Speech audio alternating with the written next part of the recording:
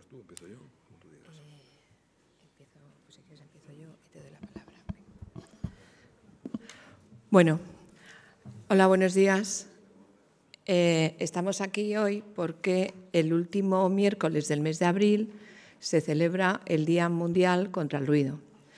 Y nos ha parecido que nosotros teníamos que, como arquitectos, celebrar ese día, por lo menos con una jornada en la que pudiésemos hablar de cómo está en este momento todo el tema de acústica en la edificación.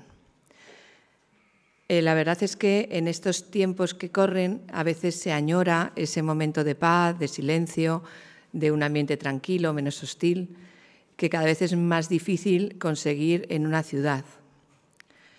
Justamente en este Día Mundial contra el Ruido de lo que se trata es de hacer conciencia sobre sus efectos y sobre las medidas preventivas para evitar daños, que son daños no solo molestos, de molestia, sino también son daños en la salud integral.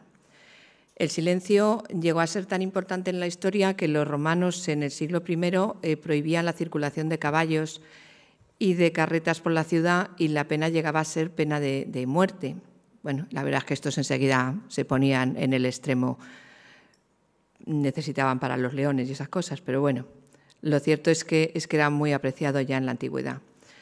Pero claro, lógicamente, al empezar a crecer la humanidad, empezó también a construir ciudades, fábricas, industrias, y con todo este progreso también se produjo una enorme cantidad de ruido. Siempre estamos buscando mejorar el confort, estamos siempre hablando de mejorar la calidad de vida, de consumir menos energía, de hacer más confortables nuestros hogares, y yo creo que el ruido en toda esta historia está siendo el gran olvidado. No solo ya a nivel de los edificios y de las ciudades, sino incluso a nivel personal. O sea, vemos a todos los jóvenes con los cascos, a los coches con la música a todo volumen cuando pasan. Bueno, pues todo eso la verdad es que va mermando la capacidad auditiva que, según la Organización Mundial de la Salud, le está haciendo que pase los problemas auditivos presbiacusia, como la presbicia, pero presbiacusia, pase de aparecer en el entorno de los 60 años a empezar a aparecer a los 40, los que ya muchos jóvenes, bueno, de 40 años ya empiezan a tener serios problemas de acústica. La Organización Mundial de la Salud afirma que el 76% de la población que vive en centros urbanos sufre este impacto acústico muy superior al recomendable, lo que genera no solamente problemas de oído, sino estrés, irritabilidad, hipertensión, dolores de cabeza, taquicardias, fatigas.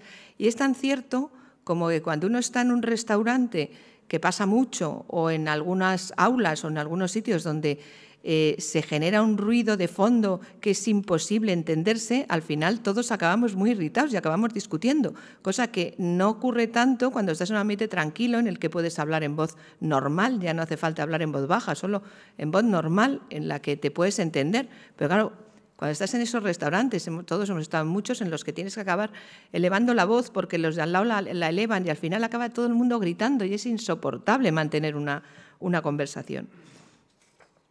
Lo cierto es que la Organización Mundial de la Salud nos habla de que no se deberían de superar los 60 decibelios durante el día y los 30 decibelios durante la noche. Sin embargo, en Madrid eso está superado ampliamente durante todos los días. Yo creo que hoy, en esta jornada en la que contamos con expertos de mucho reconocimiento, como es Luis Vega Catalán, consejero técnico de Arquitectura y Sostenibilidad del área energética del CTE, que ha luchado, y me consta, además de por el bienestar térmico, por el ahorro de energía, también creo que muchísimo por el tema acústico. El Código Técnico, con todos sus defectos, ha sido el primero que ha contemplado un dB realmente profundo sobre el tema acústico. Tenemos también a Teresa Carrascal García, del Instituto Eduardo Torroja de Ciencias de la Construcción, que también lleva mucho tiempo trabajando en el tema de acústica. De hecho, en los proyectos de Madrid Renove Río están trabajando, midiendo cómo estamos en este momento en el tema acústico y cómo vamos a estar después de esa rehabilitación, tanto en el de Madrid Río de la Avenida Manzanares como en los hoteles, donde también haremos el mismo estudio entre habitaciones, con el ruido exterior, etcétera. Creo que va a ser un buen ejercicio para saber dónde estamos y dónde podríamos llegar a estar, porque siempre hablamos de cuánto consumimos y cuánto podemos llegar a consumir, pero también saber el tema del ruido, cuántos decibelios tenemos y cuántos podemos llegar a tener, me parece muy importante. Va a estar también Doroteo Jiménez, jefe de inspección del Área de Gobierno de Medio Ambiente, que nos va a hablar de la rehabilitación desde el punto de vista de la acústica. Ricardo Canto Licón es de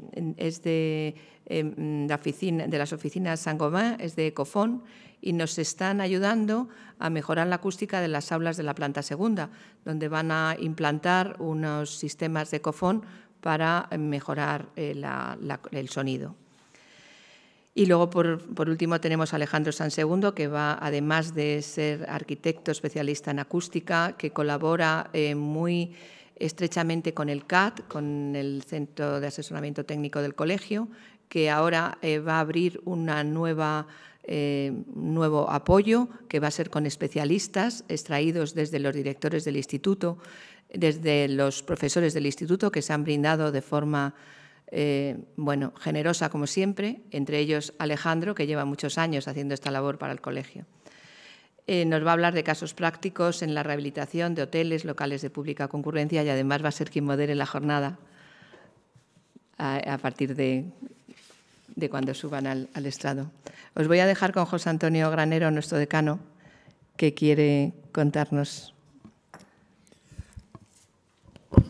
Bueno, yo quiero aprovechar, buenos días a todos y muchas gracias, y sobre todo muchas gracias a quienes colaboran en esta jornada, quienes van a ser los ponentes. Yo cuando me presentaba en el programa y veía Día Mundial del Ruido, no sé si era Día Mundial contra el ruido, lo cierto es que no solo hay ruido físico, y me gustaría pasar al otro ruido, al ruido casi intelectual, al ruido y al trastorno que tenemos alrededor. Hablamos de calidad de vida, hablamos de confort, hablamos de seguridad, de garantías. En el fondo hablamos de mejorar, cuando hablamos de rehabilitación, hablamos de mejorar nuestro patrimonio edificado y, por tanto, todo nuestro entorno. Para eso hablamos entre los profesionales, las instituciones, la empresa, la industria, y tratamos de concienciar a los ciudadanos y a los usuarios. Yo antes de ayer inauguraba una jornada sobre la rehabilitación en piedra. Hoy hablamos del ruido y del ruido en el código técnico, en los DBs y en la rehabilitación. Todos estamos haciendo un esfuerzo extraordinario que no es otra cosa sino investigación, innovación y desarrollo para mejorar nuestro entorno, mejorar nuestra forma de trabajar y lo que ofrecemos a la sociedad. Y a cambio de todo esto, lo que recibimos es un entorno empresarial, desde la actividad económica y desde las administraciones, de desprecio absoluto a nuestro trabajo, al conocimiento, a los avances que tratamos de realizar la industria, las empresas y los profesionales, especialmente cuando somos a los que se les externaliza esos servicios profesionales.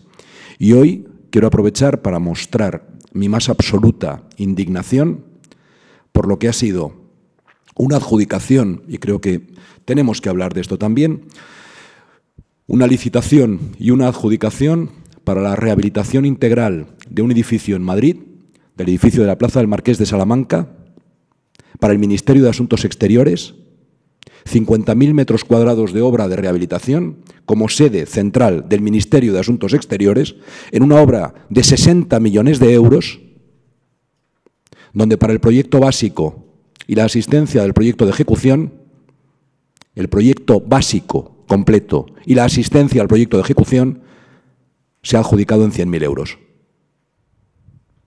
¿De qué vamos a hablar? ¿De qué estamos hablando?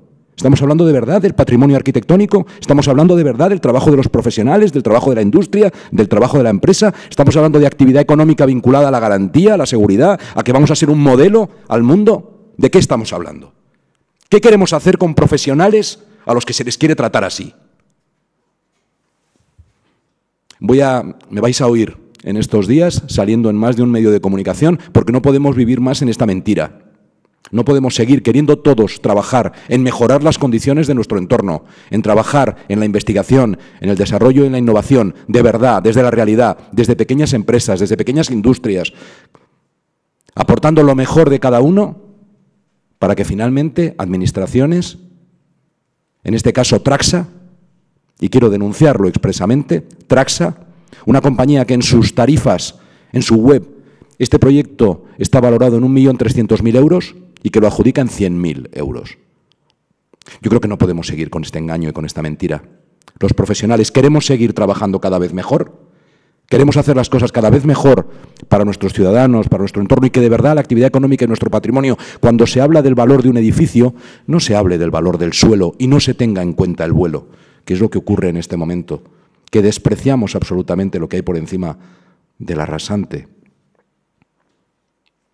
Estamos todos en mejorar nuestro patrimonio y en mejorar lo que hacemos, en construir cada vez mejor, y para eso necesitamos colaborar, como estamos haciendo profesionales, industria y muchos profesionales dentro de la Administración. No podemos seguir con ese ruido, que en el fondo es un ruido intelectual de quien no sabe de qué está hablando. Creo que tenemos que luchar, evidentemente, contra el ruido, de eso vamos a hablar en esta jornada, pero hay otras muchas cosas alrededor que cuando estamos avanzando todos y exigiéndonos cada vez más, porque claro, en esa rehabilitación, desde luego, el tema acústico va a ser extraordinario. Y es muy complejo y necesitamos cada vez mayor especialización. Y esa mayor especialización, esa mayor inversión que hacemos cada uno de nosotros en formarnos, en tecnología, en conocimiento, nos lo devuelven con unos honorarios de miseria. Así no podemos trabajar.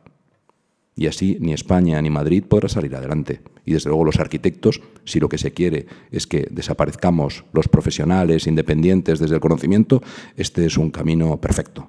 Vamos hacia la tormenta perfecta.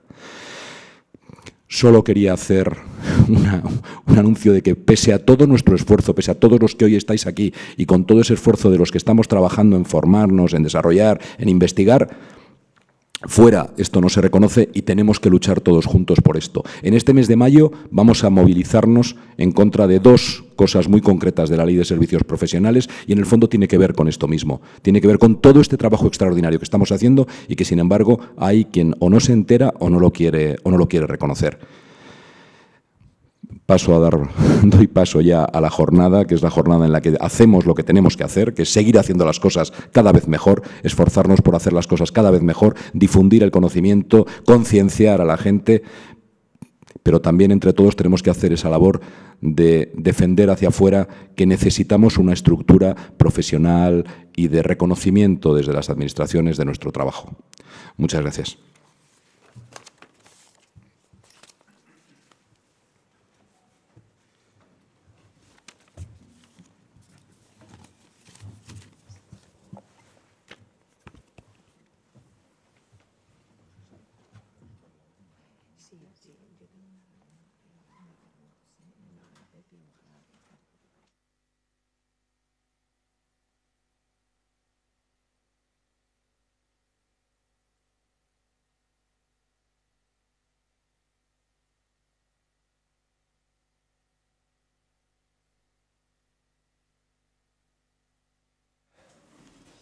Buenos días.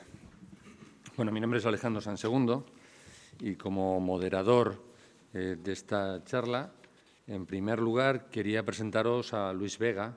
Ya ha participado y ha colaborado con el colegio en multitud de ocasiones. Ha habido jornadas acústicas en donde él también ha intervenido, jornadas térmicas, así que es un fiel y asiduo colaborador del colegio. Yo te doy gracias, Luis, por ese tiempo que siempre nos dedicas.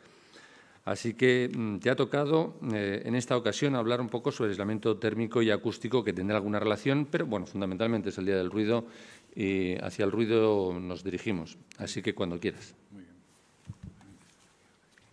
Ponte aquí. No, pero creo que se puede pasar desde aquí, ¿eh? Sí, pero ponte aquí.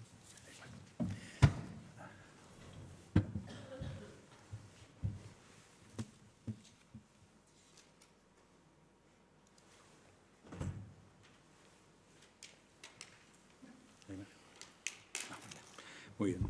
Bueno, buenos días a todos. En primer lugar, yo creo que lo que corresponde es felicitar al COAM por haberse sumado por primera vez, yo creo, de una forma oficial al Día del Ruido, y realmente es un tema que me parece que es importante, ¿no? Es decir, el problema del ruido es un problema acusado, es un problema grave. Hoy voy a intentar poner algunos datos dentro de las transparencias que voy a mostrar, y de alguna forma, digamos, la acústica en edificación también lo es. Y hasta ahora, pues yo creo que los arquitectos, en general los proyectistas, pues hemos estado un poco ajenos a esta situación, y yo creo que va siendo hora de que pues, nos pongamos al frente de la misma, abanderemos un cierto cambio, una cierta necesidad de cambio en el ámbito de la acústica y la edificación, sobre todo ahora que llega el mundo, como decíamos, de la rehabilitación, donde yo creo que se pueden hacer grandes cosas, ¿no?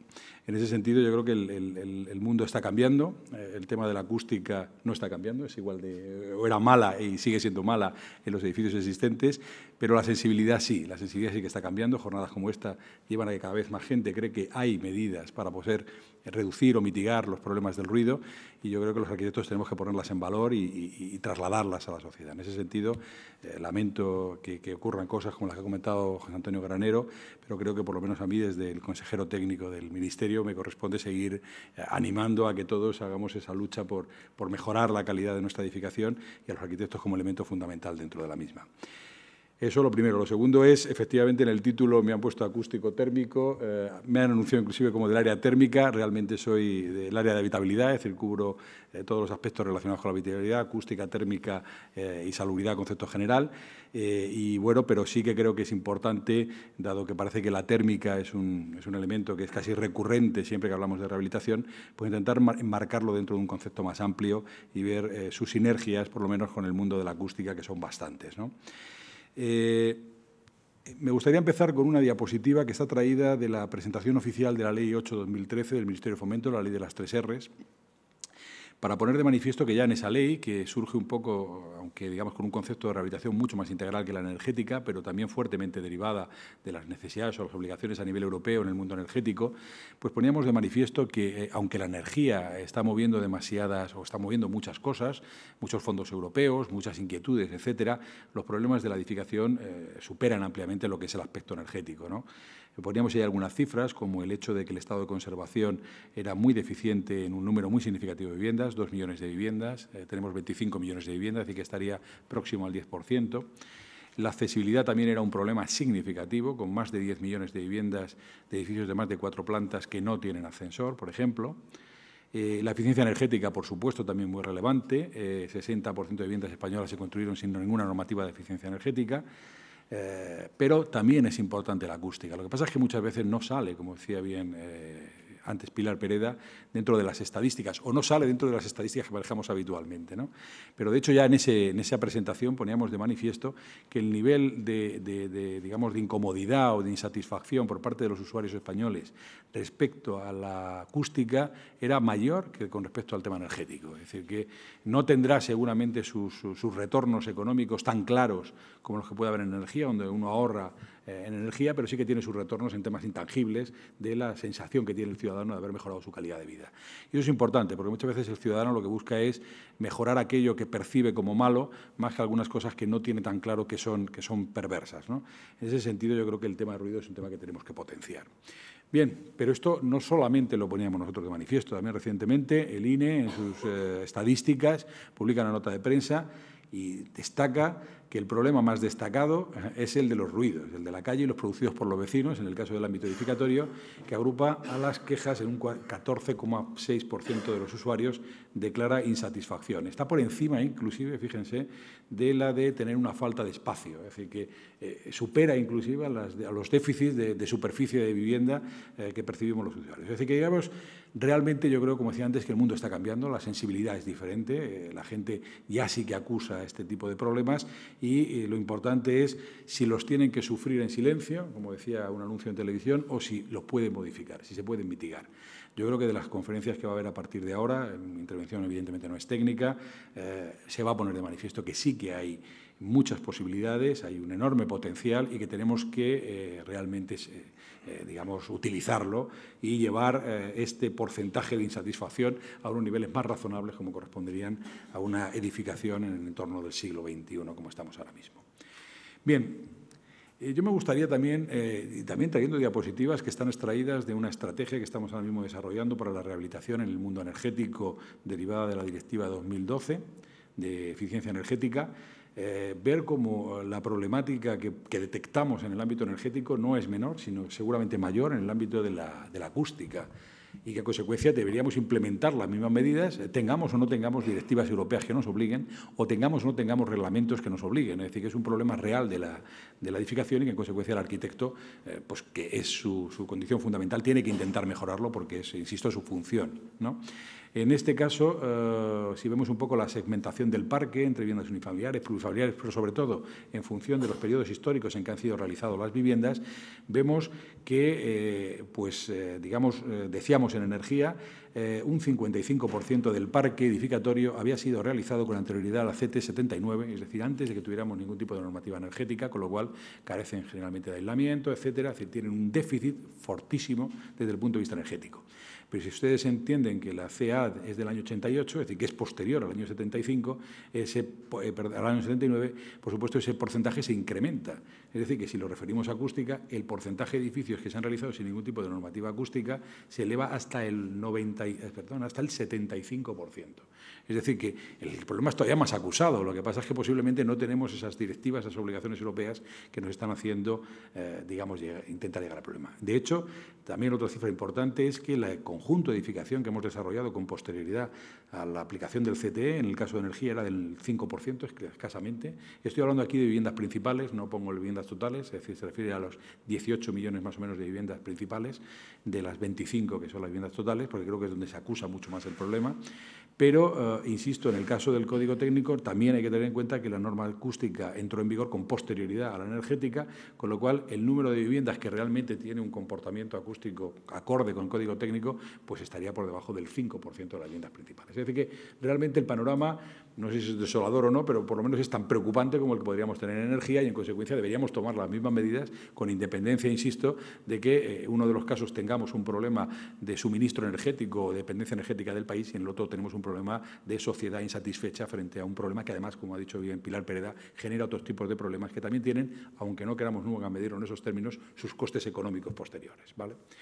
Bien, entonces, desde ese punto de vista, hay que reconocer que la rehabilitación energética está fuertemente condicionada por unas obligaciones derivadas de compromisos europeos, véase Cumbre de Kioto, véase directivas europeas, por unas cuestiones nacionales, la alta dependencia energética de nuestro país, muy superior a la media de países de nuestro entorno, y necesidades inclusive sociales de riesgo de pobreza energética. Pero yo me pregunto, nos preguntábamos en el Ministerio, y por eso la Ley de Rehabilitación, Regeneración y Renovación Urbana o el informe de evaluación del edificio, que se extiende mucho más allá de lo que es la pura energía o la certificación energética, si debemos hablar de rehabilitación energética o si eso de ponerle apellidos a las cosas no es un error.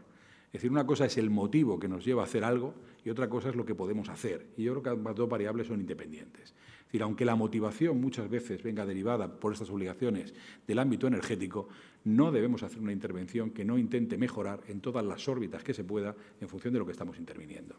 En ese sentido, me gustaría hablar de algún ejemplo. Es decir, he puesto aquí hasta ejemplos, o imágenes traídas de comerciantes, productores de ventanas y tal, que están ahora mismo en el mercado nacional, y veis cómo ellos mismos dan mensajes un poco, ambivalentes, pero que los disgregan, ¿no?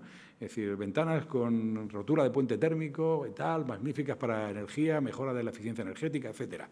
Cambio de ventanas, el primer paso para la lucha contra el ruido, pero aparece en dos mensajes diferenciados, ¿no?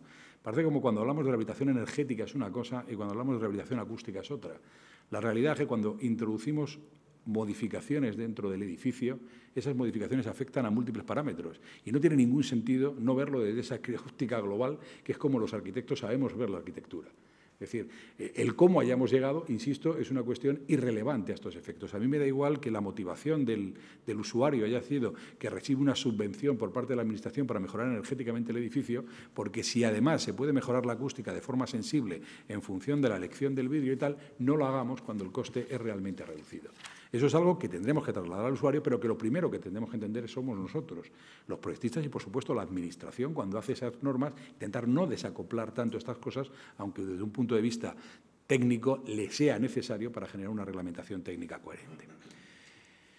En definitiva, yo creo que lo primero que hay que hacer es intentar eliminar los adjetivos a la rehabilitación. La rehabilitación viene de donde venga, pero es simplemente eso, una rehabilitación, una intervención, como ustedes quieran llamarle, que debe regirse por sus propias motivaciones internas, por lo que estamos haciendo, por lo que podemos hacer, y no por el motivo que ha generado ese cambio. Es decir, si se pueden mejorar, o de hecho se mejoran, porque aunque no queramos, muchas veces estamos mejorando otras prestaciones, esas debemos ponerlas en valor.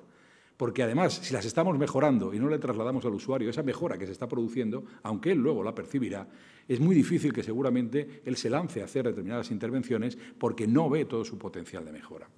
En definitiva, insisto, la racionalización frente a la reglamentación. Es decir, yo creo que muchas veces, aunque el título del día del ruido era hacia el nuevo DBHR o algo así en el ámbito de la rehabilitación, yo creo que es hacia ese nuevo enfoque de la rehabilitación, pero al margen, inclusive, si me apuran, del DBHR. Tiene que ser un proceso, digamos, normal, que el DBHR tiene que estar, por supuesto, que estamos trabajando en ello, por supuesto, pero es al margen. Yo creo que, de hecho, Teresa va a poner algunos ejemplos ya de buenas obras realizadas con conceptos acústicos y no hay ni todavía una reglamentación específica sobre rehabilitación. Es decir, con lo cual no es un impedimento.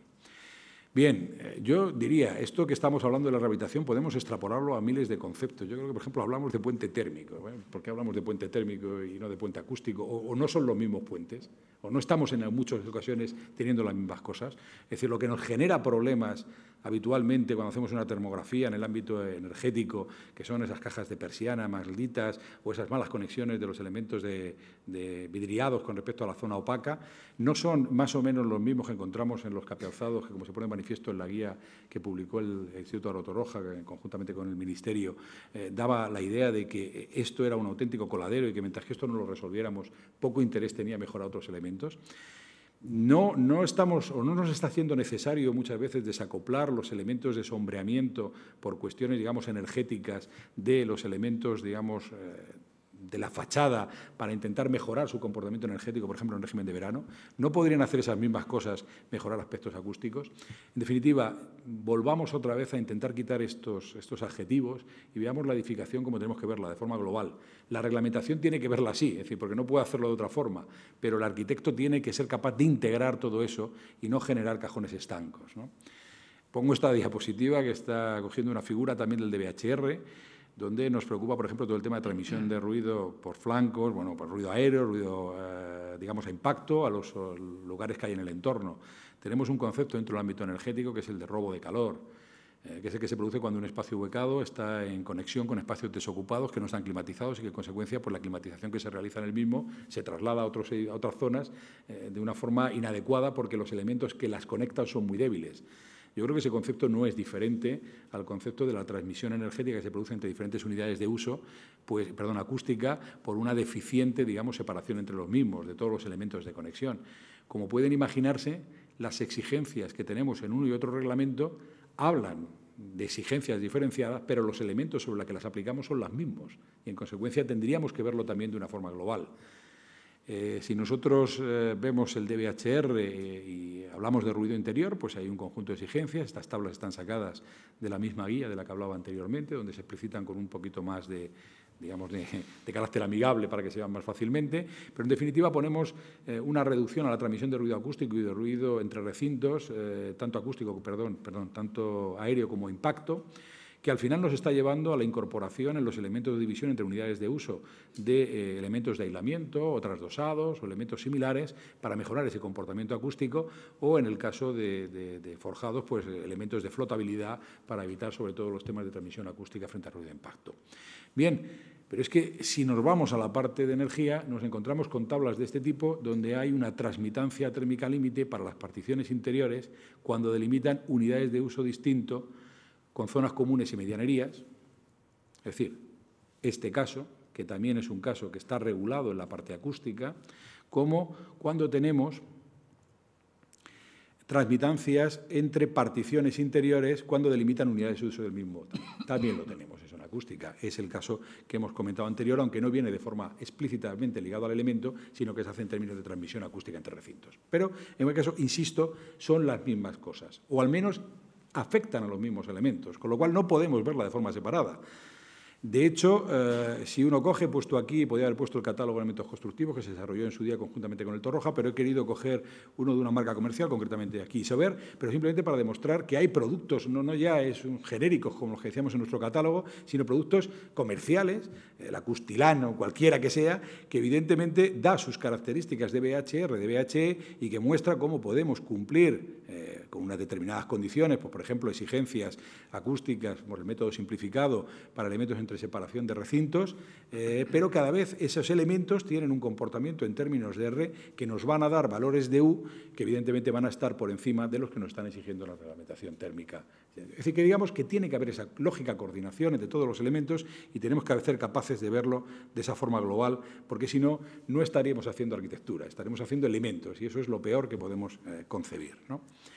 Me van a permitir que vuelva otra vez, tras estas pequeñas disquisiciones sobre el tema de la energía y la acústica, a este punto de partida del que hablaba, para trasladarles algunas cuestiones sobre el ámbito de la rehabilitación y cómo nos preocupa la rehabilitación y cómo creemos que debe modificarse el marco reglamentario para abordarlo. Es decir, en esa línea de lo que se decía el nuevo DBHR. No quería olvidar que, evidentemente, estamos en el día del ruido y era lo que tocaba. Intentaré no solaparme mucho con lo que vaya a contar Teresa, aunque seguramente habrá puntos de conexión, aunque ella lo va a dar seguramente desde un punto de vista mucho más técnico, que es lo que yo quisiera trasladar. Yo le voy a dar un poco la parte más administrativa de esta cuestión. Bueno, lo primero, recordar que el DBHR, en su situación actual, hace un conjunto de exclusiones en lo que se refiere al ámbito de aplicación muy duro. Es decir, realmente, si uno lee detenidamente este documento, en lo que se refiere a intervenciones parciales, todos los edificios están excluidos de la aplicación del Código Técnico, y lo que es intervención integral, todos, a excepción de los edificios protegidos estarían dentro solamente aquellos que no son edificios protegidos oficialmente, Con lo cual, digamos, se nos quedó, por decirlo de alguna forma, un DBHR que era muy poco utilizable, por lo menos de forma reglamentaria, en el ámbito de la rehabilitación. Yo quisiera explicar o trasladarme al por qué eso fue así, ¿no? Personas de las que están aquí supongo que recordarán las importantes discusiones que tuvimos en ese periodo histórico y lo difícil que fue sacar este documento en una situación, yo diría, casi hostil. Digamos, no teníamos esta sensibilidad, parecía que había un cierto inmovilismo, quedémonos como estamos. Había mucho miedo a que realmente pasar de limitar las condiciones de los elementos constructivos, que es algo más constatable, a limitar la transmisión entre recintos, donde empiezan a aparecer ruidos por flancos muy derivados de los procesos de ejecución constructiva, etcétera, etcétera, podía llevarnos a una situación de incumplimiento generalizado, etcétera, y tal y cual, y había una reacción, digamos, una hiperreacción, yo diría, contraria a este documento, lo cual, digamos, en el ámbito de la nueva planta, pues pudimos superarlo en cierta medida y logramos dar el paso que antes decía Pilar Pereda de hacer una normativa, desde mi punto de vista, avanzada, ya un poco en parámetros europeos y no lo que nos pedían, que era que fuera una normativa siguiendo las líneas del CEA anterior, elemento a elemento, que nos hubiera dejado claramente fuera de marco. Pero en el ámbito de rehabilitación no nos atrevimos a tantos. No había experiencia, hay muchos elementos que no se cambian cuando uno interviene, que están detrás, puentes, por decirlo de alguna forma, acústicos, que no podemos mejorar y que tenemos que ser sensibles a ello. Entonces hubo, digamos, como digo, una cierta reacción de temor a este tema y hubo una excesiva cautela, desde mi punto de vista. Y ahora yo creo que deberíamos invertirlo. ¿Por qué? Porque es verdad, yo creo que todos reconocemos que el problema, como decía anteriormente, está en que tenemos este parque. Y obviar la existencia de este parque es un error. Entonces, no podemos seguir pensando que todo esto debe estar excluido del marco reglamentario porque los usuarios tienen ese problema, ¿no? Entonces, debiéramos incluirlo. Por ello, estamos trabajando en una propuesta de modificación. Yo creo que muchos de ustedes, como decía bien antes Alejandro, yo he venido en varias ocasiones de aquí y supongo que ustedes también, con lo cual me habrán oído decir esto ya varias veces y seguramente muchos digan, pues si esto ya lo dijo hace un año y seguimos sin tener la propuesta de modificación encima de la mesa. Yo lo lamento y tengo que decir que son problemas, digamos, de tramitación interna dentro del Ministerio, que la orden ministerial que va a realizar estos cambios para la rehabilitación está ya realizada desde hace mucho tiempo, pero está teniendo, digamos, problemas de tramitación interno y yo me gustaría decirles, y espero que así sea, que va a ser inminente su aparición, pero ya no me atrevo a decir esas cosas. Entonces, simplemente diré que saldrá tan pronto como se pueda, pero que sí que está preparada una propuesta de modificación, que lo que intenta es precisamente darle la vuelta a la situación. Es decir, eliminar esa exclusión global y, al contrario, decir que, en principio, cualquier intervención que se haga en el ámbito de la rehabilitación debe mejorarse en la medida que se pueda, que es el mismo concepto que hemos ya trasladado al ámbito energético. Eso sí, introduciendo unos criterios de aplicación para edificios existentes que permitan no llevar eso tan al límite que haga que la gente se desincentive y que ante una propuesta reglamentaria excesivamente dura diga, pues en vez de mejorar no hago nada y así nadie me obliga a hacer nada porque el código técnico no entra salvo que alguien quiera hacer una rehabilitación.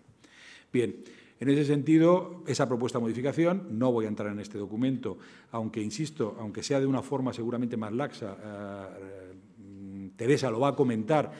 Yo le pedí, estuvimos hablando y decíamos que muchas de estas cuestiones que vienen aquí o que van a venir seguramente en la orden ministerial son cosas de tan sentido común que yo creo que cualquier persona que se enfrente a una obra de rehabilitación debería hacerlas con independencia de que la reglamentación se las pida o no, pero la reglamentación las pedirá. Y que de alguna forma es intentar ligar las necesidades de cumplimiento del código o hasta dónde debe cumplirse el código técnico en función de cuál es el tipo de intervención.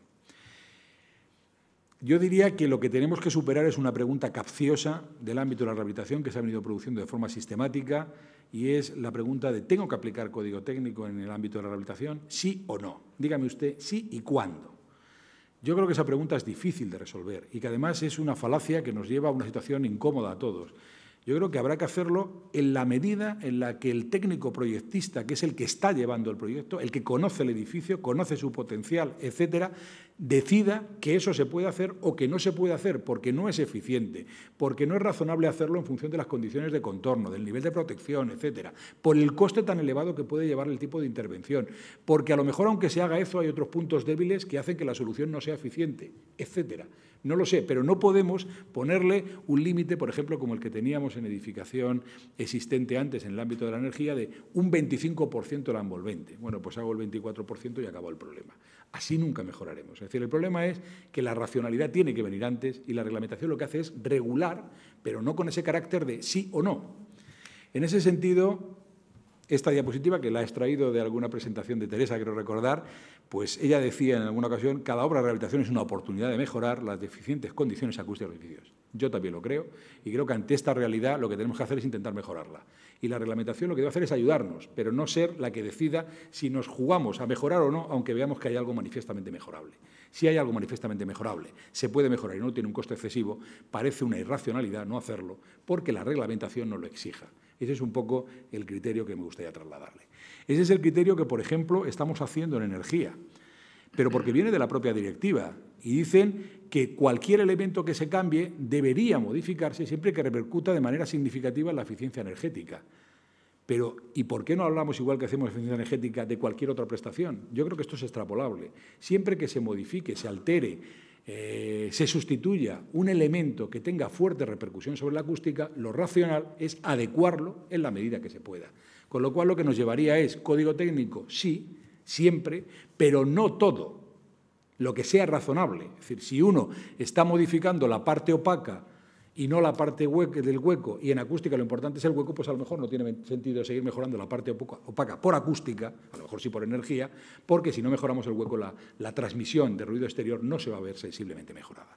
Y yo me gustaría destacar un librito que tienen los franceses, que se llama Renovar o Rehabilitar sin equivocarse, que es un documento donde ellos le explican al ciudadano la reglamentación energética de su país, más o menos con ese criterio. Esto es lo que hemos pedido, pero si usted no lo hace es muy libre, no es muy libre, no debe hacerlo, no le permite la reglamentación, pero además se estaría equivocando, que eso es lo peor.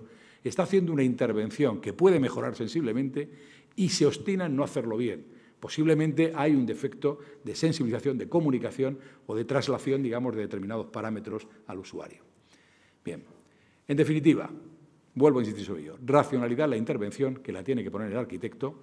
E insisto, lamento en que se produzcan situaciones como la que ha comentado José Antonio Lanedo y que luego esas cuestiones no se valoren, pero deberíamos valorarlas. Pero tiene que haber una valoración por parte del usuario, porque si no, sobre todo en un ámbito como la rehabilitación, sobre todo en el ámbito de viviendas, va a ser difícil que logremos que los usuarios intenten cambiar las cosas si no son conocedores de su problema y de las cosas que pueden mejorar y sobre todo del coste que tienen ellas. En cualquier caso, insisto, esto no es menoscabo para que no cambiemos la reglamentación y la intentemos adaptar lo más posible a este nuevo marco que debe generar la rehabilitación. Y este marco lo concebimos como un marco general integrado, donde tiene que haber tanto una estructura reglamentaria clara como una política de ayudas clara y condicionada o, digamos, dicho, correlacionada con esa política, regulatoria y también una política de sensibilización o de divulgación que permita tener todos esos conocimientos por parte tanto de los usuarios como de los técnicos. En la parte reglamentaria, básicamente lo que hemos hecho, o la forma de actuar, es actuar en dos niveles. Un primer nivel que ya ha sido implementado, que es la modificación del Real Decreto 314, que es el del Código Técnico de la Edificación, que ha sido, perdón, esta es la Ley de Ordenación de la Edificación, que ha sido modificado, no, este es el del Código, perdón, Código Técnico, en donde, sí, es el Código Técnico, el 314. Entonces, en el Código Técnico se han implementado ya unas, digamos, unos criterios para rehabilitación de carácter general, que son a los que hará referencia y que son los que deben ser complementados con estos criterios específicos por cada ámbito de aplicación, cada documento básico, estableciendo las condiciones específicas para cada una de las situaciones, que es el que queda pendiente de aprobación y que será por orden ministerial tan pronto como se pueda, insisto en que está ya acabado. Y esos criterios de modificación que hemos introducido en el Código Técnico son los que ya he comentado en muchas ocasiones, pero son los que creo que debemos tener todos, que es el Código Técnico con carácter general debería ser aplicable a todas las obras, edificación, con independencia de que fuera una obra nueva o edificación existente, con todas las matizaciones que en el Código Técnico se quieran poner, pero entendiendo que son a los usuarios a los que intentamos proteger y los criterios de protección son los mismos con independencia de qué tipo de obra estemos hablando. Ahora, ser conscientes de que las condicionantes en rehabilitación son mucho mayores que en el ámbito de la nueva planta y, por tanto, permitir que en la aplicación del código se ajuste a lo que sea el mayor grado de adecuación posible o efectivo, de acuerdo con una serie de criterios urbanísticos, técnicos, económicos, incompatibles con la naturaleza de intervención, grado de protección, etcétera, y siempre bajo el criterio de aquella persona que es la que realmente puede delimitar, si lo hace con responsabilidad, cuáles son esos niveles. Y ahí es el proyectista. En segundo lugar, que esto sea claro para todos y que, en consecuencia, en el proyecto se justifique en la memoria esas valoraciones. Si hay una justificación económica, pues tendrá que haber una valoración de un conjunto de soluciones que nos demuestre que esa solución no es coste eficiente. Esto puede parecer muy laxo, pero es que tienen ustedes que entender que hasta la propia reglamentación, por ejemplo, en energía, cuando fijamos los límites que tiene que cumplir un edificio, lo hacemos mediante estudios de coste óptimo. No pedimos aquello que nos parece que es irracional desde un punto de vista económico, con lo cual no podemos aplicar a un edificio existente algo que no sea lo mismo que hemos utilizado para definir esas exigencias, con lo cual sí parece razonable que alguien pueda limitar el tipo de intervención en función de funciones de coste óptico. Y, en tercer lugar, y me parece fundamental, que la documentación final de obra exprese ese nivel de prestaciones. Yo creo que es mucho más importante que el usuario conozca que las intervenciones tienen un coste y un nivel de mejora, y que si uno opta por una intervención más barata, también el nivel de mejora es peor, y si uno opta por una más alta, es mejor. Es decir, ejemplos como la traslación de la certificación energética de edificios a otros ámbitos sería magnífico. Es decir, que pudiéramos saber que el edificio tiene mayor o menor prestaciones en todas y cada una de los requisitos básicos que figura el Código Técnico. Y, por supuesto, si hay algún tipo de condicionante de uso o mantenimiento derivado de esa intervención que se ha tenido que dar a una banda laxa, pues expresémosla para que no haya ningún tipo de inseguridad ni de errores para los usuarios que la manejan. Y me gustaría destacar un criterio que también definimos en esa propia reglamentación, en la parte 1, que es el criterio de no empeoramiento. En edificación, todo está ligado, como hemos puesto de manifiesto al principio. Cuando uno altera un elemento, está alterando no solamente las prestaciones que estaba intentando alterar, sino otro conjunto de prestaciones adicionales. Cuando uno cambia una ventana por un componente acústico, también está modificando las condiciones de ventilación del edificio. Y hay algunas cosas que son para bien, por ejemplo, ya hemos dicho, un cambio de una ventana por motivos energéticos también mejora generalmente la acústica, pero hay otras que empeoran. Un cambio, una mayor hermeticidad del edificio en unas zonas determinadas puede generar problemas de condensaciones interiores bastante acusados. En consecuencia, es fundamental que se tenga muy en cuenta que cualquier tipo de intervención, insisto, aunque se le pongan apellidos, hay que verlas de forma global y analizándolas como tiene que hacer un arquitecto viendo el edificio en su conjunto. Y en rehabilitación, más que en ningún caso, porque las condiciones están mucho más acotadas. Uno no puede, digamos, jugar con tanta facilidad como podría hacerlo en el ámbito de la nueva planta. Eso también se pone expresamente en la parte 1.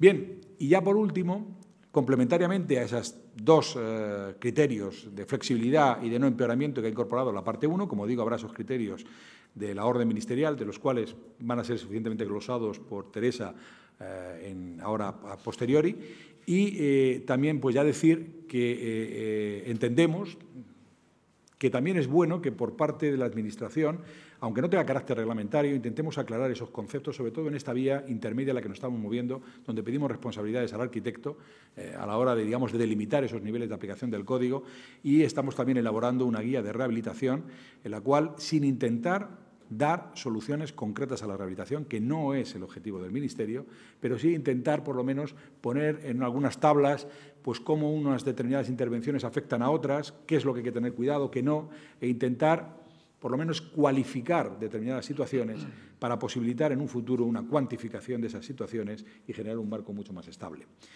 Y ya con esto, pues simplemente agradecer su atención, disculparme porque yo no voy a poder estar al coloquio, me voy a tener que ir inmediatamente, con lo cual, bueno, lo siento, me hubiera gustado quedarme y simplemente puedo decirle feliz Día del Ruido, que es el día de hoy, ¿no?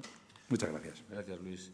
De todo lo que has comentado, me gustaría puntualizar algunas ideas que yo creo que son muy importantes, y es que dentro de la mentalidad del arquitecto lo que tenemos que tener claro es que debemos intentar resolver problemas, no eludirlos. Entonces, y me acuerdo cuando estaba la norma básica y a punto de entrar en vigor el DBHR, pues hubo un aluvión de proyectos que se presentaron al colegio para no seguir los criterios del DBHR. O sea, cuanto más nos ahorremos, cuanto menos cueste, cuanto menos nos exijan, mejor. Bueno, esa etapa ya ha pasado. Entonces, ahora, cuando tengamos que enfrentarnos a un edificio, pues no eludamos también los problemas, porque lo sigo viendo, ¿no? Y esto no lo voy a hacer porque, hombre, no, vamos a intentar resolver el problema y no eludirlos.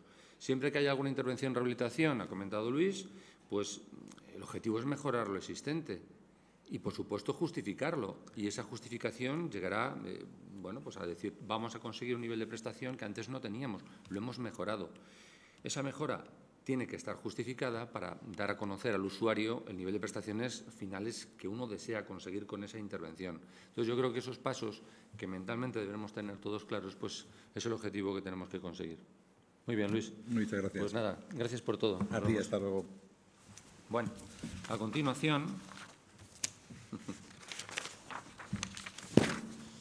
vamos a tener con nosotros una compañera, Teresa Carrascal, del Instituto Eduardo Torrojas, y nos va a hablar sobre la mejora acústica en edificios existentes y el cumplimiento del DBHR. Teresa es una persona muy experimentada, ha estado trabajando en el ámbito del DBHR muchos años, elaborando la guía acústica, con lo cual pues, es conocedora de todos estos problemas y podrá daros, incluso luego, si os quedáis al coloquio, pues respuesta seguro que a muchas de vuestras inquietudes. Cuando quieras, Teresa. Vale. Pues bueno, en el Día del Ruido sí que me gustaría felicitar al COAM por sumarse a esta iniciativa por primera vez. Y me gustaría empezar haciendo una reflexión en este Día de la Concienciación sobre el Ruido, de que generalmente nuestra atención ahora mismo está muy centrada en los temas medioambientales, el cambio climático, el ahorro de energía, y verdaderamente sabemos que algo está pasando con el clima, pero pocas veces nos damos cuenta de cómo son los niveles de ruido ambiental, y no solo me refiero a que, como decía Pilar Pereda en la introducción, que el tráfico en las ciudades ha aumentado, la industria aumentó los niveles de ruido que teníamos, sino también dentro de los edificios. Estas imágenes están separadas 70 años más o menos, y os aseguro que en nuestros hogares tenemos equipos de reproducción sonora, equipos de cine en casa. Os aseguro que unos niños jugando a una consola liberan más energía acústica que los antiguos aparatos de radio, y nos debería llevar a la reflexión de que muchas veces el aislamiento que tenemos en los hogares no es el suficiente, no solo como arquitectos, sino también como usuarios. Y al hilo de lo que viene en esta jornada, que es el tema de la rehabilitación, de verdad pensamos en el Instituto y conjuntamente con el Ministerio de Fomento que pocas veces se hace una rehabilitación por motivos de aumentar su aislamiento acústico, de mejorar sus condiciones acústicas, pero sí que es verdad que se pueden conseguir mejoras muy efectivas en aislamiento acústico, y que cada obra de rehabilitación puede ser una oportunidad de mejorar las condiciones deficientes de los edificios existentes. Y en este sentido, el ejemplo más claro lo hemos visto en la presentación de Luis Vega con el caso de la ventana. Ahora mismo las ayudas y las subvenciones se centran fundamentalmente en la rehabilitación de la envolvente y los temas energéticos, pero muchas veces se podría incluso solucionar los problemas de aislamiento acústico seleccionando una buena ventana acorde con las exigencias acústicas. En la mayoría de los casos, en entornos tranquilos, esa misma ventana que utilizamos para térmica nos podría funcionar, y simplemente en los casos en los cuales estuviéramos en una zona más saturada tendríamos que comprobar que hemos elegido la ventana correcta.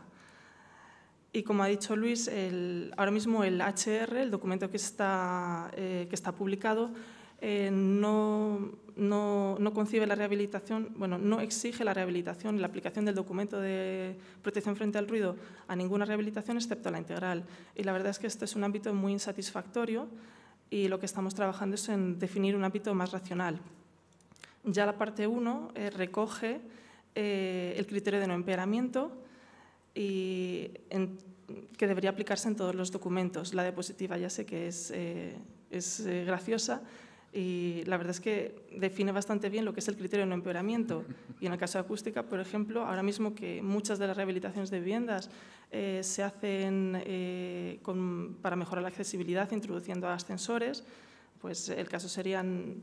Uno de los ejemplos sería, bueno, introducimos ese ascensor, pero procuramos que el montaje sea adecuado, que se utilicen los amortiguadores convenientes y que incluso, pues a lo mejor, si alguna vivienda tiene que estar aislada, pues trasdosar esas viviendas para que la introducción de un ascensor y la mejora de las condiciones de accesibilidad no empeore las condiciones de los usuarios.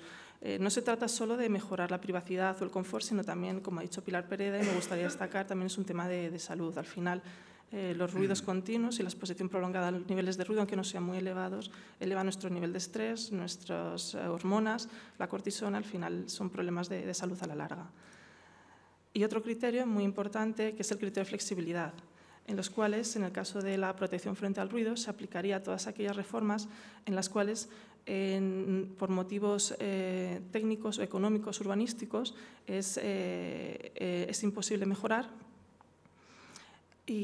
o por aquellas obras en las que la protección histórica o patrimonial impide actuar. Por ejemplo, imaginemos un edificio en el cual pues, todos los acabados interiores están protegidos, pues verdaderamente conseguir una mejora de aislamiento acústico trasdosando sería inviable. Entonces, a lo mejor podemos hacer una operación, pero no llegaríamos al nivel de la exigencia actual del DBHR. Entonces, este criterio se aplicaría en todas las obras siempre que estuviera justificado. Y entonces, ¿cómo sería ese nuevo ámbito más racional? Pues, en primer lugar, todas aquellas obras que se asimilen a una obra nueva, en todas aquellas obras se podría aplicar el DBHR y se debería aplicar. Una ampliación en realidad es como una obra nueva, la parte ampliada es una obra nueva, por lo tanto, ahí se debería aplicar el HR. Cuando se trata de un cambio de uso global, también. En el fondo, cuando, por ejemplo, un edificio que es de uso de viviendas se convierte en un hotel, se puede aplicar el DBHR y hay margen suficiente como para prescribir las soluciones necesarias para que este se aplique y se pruebe. Cuando se reforma integralmente un edificio, como es el edificio de la imagen, también sería posible aplicar el DBHR. Y simplemente los casos en los que se reforman puntualmente algunos elementos, por ejemplo, en aquellos casos en los que solo se reforma la fachada o algunos elementos, podríamos hablar de que se adecúe esos elementos en la medida de lo posible y que se aplique el criterio de flexibilidad. ¿Vale? Entonces, no se trata de definir un nuevo ámbito de aplicación, no se trata de definir unas nuevas exigencias para rehabilitación, ni un nuevo DBHR para rehabilitación, se trata simplemente de explicar unos criterios racionales en los cuales se aplicaría la normativa. Y dentro del criterio de flexibilidad que viene en la parte 1, sí que dice que se debe dejar constancia de los niveles en el proyecto. Y verdaderamente todos sabemos ya que las exigencias establecidas por el DBHR están definidas en un término que es diferencia de niveles y niveles de presión estandarizados para ruido de impactos, que son niveles que se dan en la edificación y que se pueden medir. Son los niveles de aislamiento en el edificio, no son los niveles de aislamiento de los elementos constructivos. Definir estos niveles en nivel de proyecto o los niveles que se podrían alcanzar es bastante complicado si no se tiene mucha información, si no se han realizado antes, si no hay experiencia de ensayos anteriores. Entonces, en el caso del DBHR sí que pensamos que para definir esos niveles se podrían definir esas soluciones y se podría especificar cuáles son los elementos constructivos que se han proyectado y especificar sus características de laboratorio. Son las características que podéis encontrar en el catálogo de elementos constructivos o en las características, como habéis visto en el catálogo de Isover, pues las que los fabricantes introducen. O también se podrían prescribir las mediciones in situ, no como una forma de verificación de la exigencia, sino como una forma de dejar constancia de cuál es la prestación final. Sí que me gustaría que no tuvierais miedo de las mediciones in situ. En el DBHR no se exige la obligatoriedad de ellas y en el caso de rehabilitación no estamos trabajando con la idea de que se pueda exigir la obligatoriedad de prescribir una medición in situ final, ya que no tiene sentido especificar una medición in situ y una comparación con una exigencia cuando verdaderamente no hemos podido actuar en todos los elementos de un recinto. Si, por ejemplo, el objeto de la intervención es la segregación de dos viviendas y mejorar la envolvente, no hemos podido actuar a lo mejor en los forjados, no hemos podido actuar, por ejemplo, en el resto de la fachada. Entonces, en esos casos no se debería exigir una medición in situ. Pero sí que es verdad que las mediciones in situ son una herramienta de trabajo y por qué no utilizarlas como una forma de dejar constancia de las prestaciones finales. Y no me voy a extender más en lo que es el ámbito de aplicación. Simplemente decir que no se trata de definir un nuevo deber, unas nuevas exigencias, sino definir unos criterios más lógicos y más racionales. Y luego otra idea de la que me gustaría hablar es de que es posible tener mejoras significativas actuando en los edificios existentes, ¿vale? Y en esto me gustaría primero hablar de una serie de factores importantes que hay en el aislamiento acústico y luego hablar sobre cómo son las actuaciones en los elementos de separación horizontales, verticales, fachadas y cubiertas e instalaciones. Respecto a los factores importantes, el aislamiento acústico depende de tres factores muy importantes. Primero, la planificación de los espacios, el tipo de elementos constructivos proyectados y finalmente una ejecución correcta. En cuanto a la planificación de espacios, es el mejor aislamiento posible y en esto yo creo que los arquitectos tenemos bastante que decir porque verdaderamente zonificar los edificios, ubicar las zonas más ruidosas, juntas y separadas de las zonas, por ejemplo, dormitorios, zonas de trabajo, es el mejor aislamiento acústico y no solo eso, sino que además, como sabéis, esto simplifica la solución estructural, la solución de protección frente a incendios y el trazado de las instalaciones. Y es el aislamiento con el que tendríamos que empezar. Sin embargo, sí que es cierto que en rehabilitación también hay que ser conscientes que lo que tenemos es lo que tenemos y muchas veces no podremos actuar en este sentido. El segundo punto sería el tipo de elementos constructivos, en los cuales, pues, bueno, según lo que haya en el edificio, pues, habrá un aislamiento acústico u otro y finalmente una ejecución correcta. O sea, ningún buen diseño ni ninguna elección de materiales correcta, por muy caros que sean o muy buenos que sean, es suficiente si no están acompañados de una buena ejecución. Y en este sentido, pues, lo que sabemos todos, cuidado con las rozas, hay que retacarlas. Cuando se introducen paredes de dos hojas, no debe haber contactos entre las dos hojas porque esto disminuye el aislamiento acústico. Cuando se introduce un suelo flotante, la lámina antiimpactos tiene que ser continua, tiene que independizar todas las paredes del perímetro de lo que es el pavimento, etc. Entonces, cuidado también con las instalaciones, que no sean pasantes y que no perforen particiones que separan dos unidades de uso, etc. Y finalmente, iba a contar que existen distintos tipos de ruido y siempre que hablamos de aislamiento acústico tenemos que darnos cuenta de que hay un emisor y hay un receptor y un medio. Los emisores fundamentalmente pues, van a ser el ruido aéreo proveniente de actividad vecinal, el ruido de impacto proveniente pues, de pisadas, caída de objetos, golpes. Es un ruido que se transmite de forma estructural, en forma de vibraciones y que al final puede ser percibido lejos de donde se ha producido. Luego tenemos el ruido producido por el ruido exterior, proveniente fundamentalmente de tráfico, aviones, trenes, el ocio nocturno, etc. Y finalmente tendríamos el ruido de las instalaciones de nuestro edificio, no solo de los equipos, ya sean máquinas climatizadoras, enfriadoras, calderas, etc., sino también de los conductos que atraviesan los edificios. Vale, pues voy a hablar fundamentalmente de las actuaciones de los elementos de separación verticales y todos sabéis que las principales actuaciones serían pues, aplicar enlucidos de yeso y mortero y sellar el perímetro de los trasdosados, insertar materiales absorbentes en las cámaras, trasdosar con placas de yeso laminado, ya sea con un trasdosado adherido autoportante por una cara o dos caras, o trasdosar con fábrica de ladrillos sobre bandas elásticas, siempre dejando una cámara y esta siempre con lana mineral. ¿Vale? Sin embargo, aunque proyectemos estos elementos, hay un tema que me interesa destacar y de lo que voy a traer un ejemplo, es de la importancia de los encuentros.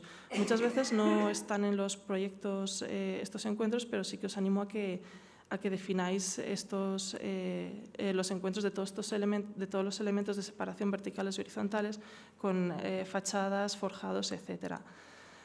Y en el ejemplo que traigo es de unos ensayos que hicimos en el instituto se hicieron en un laboratorio que está en Gandía, que simulaba un edificio normal. Tenía una estructura formada por 3 plantas con unos pilares en las cuales lo que hicimos es simular lo que es un edificio. Colocamos una pared de medio pie de ladrillo perforado y tenía su fachada y un tabique. Y trasdosamos, si lo veis en la imagen, con un trasdosado cerámico formado por una pared de ladrillo de 5 centímetros con bandas elásticas en todo su perímetro y una cámara rellena con lana mineral. El aislamiento que obtuvimos en esta disposición fueron solo 3 decibelios más. La verdad es que no es mucho. Sin embargo, modificando la unión, haciendo que el trasdosado fuera independiente totalmente de lo que era la pared y de la fachada del edificio, y lo que es desconectando los 2 recintos, obtuvimos un resultado de 12 decibelios. Son los mismos materiales, distinto aislamiento acústico. Con esto lo que quiero mostrar es que los tipos de encuentros son muy importantes. Entonces, tenemos la guía que está elaborada por el Instituto Eduardo Torroja junto con el Ministerio, que contiene una gran cantidad de encuentros que podéis mirar y que os pueden servir de guía. Y en definitiva, cuando se trata de paredes, y son 2 hojas, se trata fundamentalmente de desconectar las 2 hojas e intentar que no haya nunca un contacto rígido entre cada una de ellas. ¿Y por qué se produce esto? Fundamentalmente existen una serie de transmisiones indirectas en los edificios. Cuando se produce ruido en un recinto, este ruido, el campo acústico, excita no solo la pared, sino los elementos circundantes, fachada, forjado, etc. Y estos elementos transmiten sus vibraciones al otro recinto, disminuyendo el aislamiento acústico teórico. Cuando se eliminan esas transmisiones, desconectando lo que es introduciendo una cámara y un material elástico, el aislamiento aumenta. Incluso pasaría lo mismo con otro sistema constructivo, como es el de placa de yeso laminado, en los cuales, imaginamos que esta es la segregación de 2 viviendas. Cuando se disponen de esta manera con la fachada pasante, el aislamiento solo son 47 decibelios. Si se dispone de esta otra manera, en las cuales se desconectan las 2 hojas de la fachada, el aislamiento aumenta hasta 52 como mínimo. ¿Vale? Entonces, siguiendo en este tema, voy a explicar otro ejemplo de actuación en los elementos de separación horizontales. Y primeramente decir que los edificios que se realizaron a partir de 1940 generalmente están formados por forjados de hormigón armado. Sin embargo, anteriormente los edificios tienen esta pinta, están formados generalmente por forjados de madera, y el comportamiento acústico viene a ser ligeramente distinto. Los forjados que están hechos con una estructura de hormigón son considerados homogéneos desde el punto de vista acústico, y su comportamiento acústico está muy ligado a su masa. De tal forma que generalmente, si su masa es mayor de 250 kilos, 300 kilos, el aislamiento a ruido aéreo es aceptable, el aislamiento a ruido de impactos es muy, muy bajo. Y en el cambio de los forjados realizados con vigas de madera, en los cuales existen rellenos de yesones y varias capas de relleno, su comportamiento es diferente, depende mucho de las mediciones, de cómo esté formado el forjado y de la experiencia. Y, por ejemplo, traigo en los cuales era un forjado con un espesor de 23 centímetros, lo que era el entrevigado, pero tenía varias capas de relleno y su aislamiento es bastante mayor que lo exigido en el código. Sin embargo, cuando son más ligeros y tienen menos capas de relleno, el aislamiento es inferior. Y para solucionar el ruido de impactos, que es al final el principal problema que tenemos en casi todos los forjados, las soluciones es o introducir una lámina elástica o introducir un suelo flotante, ya sea solera seca o un suelo flotante. Y si además necesitamos un extra de aislamiento a ruido aéreo, tendríamos que utilizar un techo suspendido. Este es un ejemplo de una rehabilitación hecha en un edificio real. El forjado estaba formado por una serie de vigas con un revoltón de ladrillo y enfoscado por el interior de yeso, y había una serie de capas de relleno de arena. Por motivos estructurales se tuvo que rehabilitar y se procedió a la reparación del forjado. Voy a darle otra vez a la animación. Entonces, lo que se hizo es quitar todas las capas de relleno, utilizar para consolidar el forjado y reforzar el forjado una losa de compresión sujeta a unos conectores, y por encima de esa capa de compresión de 5 centímetros se instaló un suelo flotante, 2 centímetros de lana mineral, 5 centímetros de mortero, junto con una tarima. ¿Vale? Pues este es el forjado resultante con todas sus capas. Fundamentalmente se hizo reforzar el forjado de madera, porque uno de los requisitos del proyecto era que las vigas, no sustituir las vigas y que éstas se pudieran ver desde la parte de abajo. Y tengo los datos de ensayo de cada una de las fases. Cuando se colocó la capa de compresión, los resultados de aislamiento fueron 45 decibelios y 80 decibelios a impacto. No cumpliría el código técnico. Sin embargo, una vez ejecutado el suelo flotante, los niveles aumentan en ruido aéreo 11 decibelios y en ruido de impacto 32 decibelios, 48 frente a 65, que es lo que exigimos. ¿Vale? Con esto lo que quiero decir es que se puede conseguir unas mejoras importantes con las soluciones que he estado comentando.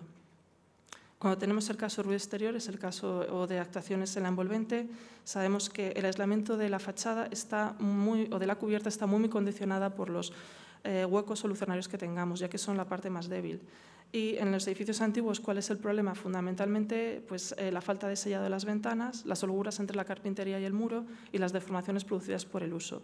De tal manera que una de las actuaciones sería sustituir esa ventana, pero también tenemos el problema de los capialzados, y es que la falta estanqueidad del capialzado provoca unas pérdidas de aislamiento bastante grandes, y muchas veces sustituir la ventana no es suficiente cuando el capialzado está puesto como en este caso, que está metido en la hoja interior de la fachada. De tal forma que en entornos ruidosos, quizá la operación tendríamos que intentar conseguir que ese capialzado no disminuyera las prestaciones de aislamiento acústico de la ventana, poniendo una ventana doble o incluso sustituyendo esos capialzados por otros sistemas de sombreamiento. Otro tema importante es decir que la fachada está formada por dos partes, la parte opaca y la parte de hueco. Generalmente, a no ser que estemos en una zona muy ruidosa y que tengamos además unas fachadas muy ligeras, pues de panel sándwich o de madera, con muy poco aislamiento, verdaderamente actuar sobre el muro de fachada no va a conllevar ningún aumento de aislamiento acústico, ya que al final es la ventana el elemento de menos aislamiento y el que condiciona más el aislamiento acústico. Y por último, simplemente ver las actuaciones en las instalaciones. Y en este caso, cuando se reforma integralmente un edificio o se produce una ampliación o un cambio de uso, generalmente es asimilable a una obra nueva. Por lo tanto, pues esas instalaciones estarán bien proyectadas y bien ejecutadas como si fuera una obra nueva y tendrían que cumplir con las exigencias del DBHR. Cuando se sustituye o se introduce una instalación nueva, por ejemplo, es el caso de ascensores o el caso de máquinas de aire acondicionado, lo que debería intentarse es que la introducción de esta instalación nunca empeorara las condiciones de ruido ambiental que tuvieran los recintos adyacentes. Entonces, en este sentido, en el caso de los ascensores, pues la solución es elegir aquellos ascensores con niveles de ruido más pequeños. En realidad ya hay ascensores poco ruidosos, montar la maquinaria con su bancada, con sus amortiguadores y, en lo posible, pues alojarlo de las zonas más sensibles, como pueden ser dormitorios o salones. Y finalmente, cuando tenemos que intervenir en edificios y en realidad lo que se hace es sustituir un tramo de una instalación, verdaderamente pues, muchas veces no hay ni siquiera margen. O sea, muchas veces sustituir un tramo de una bajante, un tramo de la instalación de agua fría, no se puede hacer nada para mitigar los ruidos producidos por equipos que están situados muy alejados y que no son objeto de la intervención. Por lo tanto, pues en ese caso pues, se aplicará el criterio de flexibilidad y ya está. Y con esto me gustaría terminar pues, recordando lo que he dicho al principio, que todas las intervenciones pueden ser una oportunidad de mejorar las condiciones acústicas. Como ha dicho Luis Vega, muchas veces se separa lo que es la intervención térmica de lo que es la intervención acústica, pero en realidad intervenimos un edificio y tendríamos que intentar mejorar en lo posible ese edificio, incluso si no se alcanzan los niveles de aislamiento acústico para obra nueva. Gracias, esto es todo por mi parte. Gracias, Teresa. Me voy a quedar con algunos puntos importantes que has contado en cuanto a cómo acometer las ampliaciones o los edificios que tienen un cambio de uso o cuando la rehabilitación es integral. Bueno, es un por lo menos yo sí he tenido algunas intervenciones en rehabilitaciones integrales por cambio de uso. Por ejemplo, y tú lo has comentado, un edificio que era de oficinas y pasa a ser hotel, con lo cual, pues, si es una rehabilitación integral, pues tenemos que ir a saco con el DBHR, así que tendremos que aplicarlo perfectamente en toda su extensión. En cuanto a los criterios que plasmar en el proyecto, bueno, pues en el proyecto hay que dejar constancia de cuál es nuestro pensamiento. Queremos mejorar y tenemos que justificarlo. En la propia guía que se ha elaborado, ahí te viene el RSUA, el incremento de RSUA, el incremento del LW, o sea que tendremos mejoras a justificar de incremento tanto a ruido aéreo como a ruido de impacto. Así que aportemos esos datos para saber qué mejora tenemos o queremos conseguir. También quisiera comentaros que no deberéis tener miedo a las mediciones in situ. Las mediciones in situ, hombre, yo, bajo mi experiencia, prácticamente el 95% de los casos que he medido ha cumplido. O sea que, y además con diversos sistemas, unos con tipo panel System, que son paneles de escayola, con elementos tipo Silensis, con las bandas, con elementos de placa y isolaminado. Bueno, en todas las tipologías que hemos medido y se han ejecutado correctamente, no ha habido ningún problema de resultado.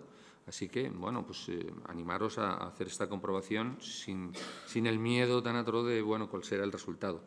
Lo único que sí, la correcta ejecución y una buena dirección de obra.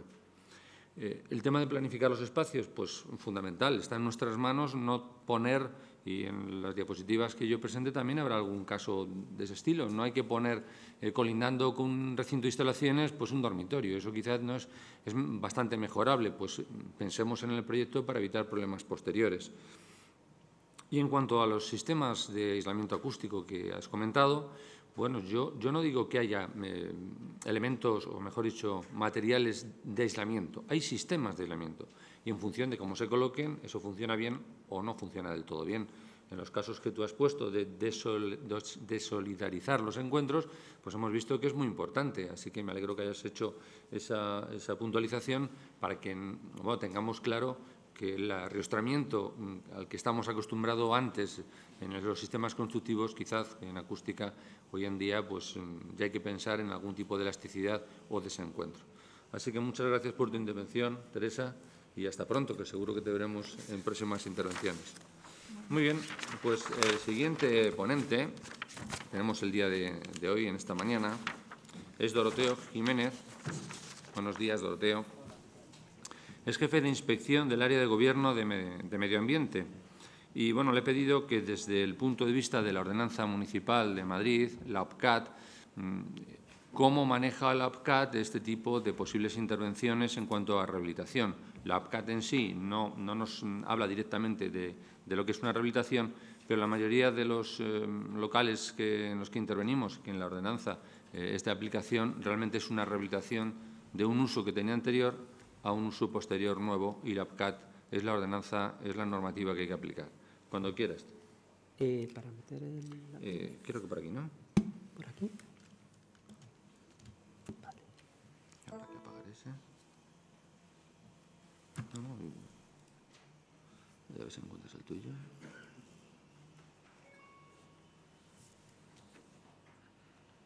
Abrir.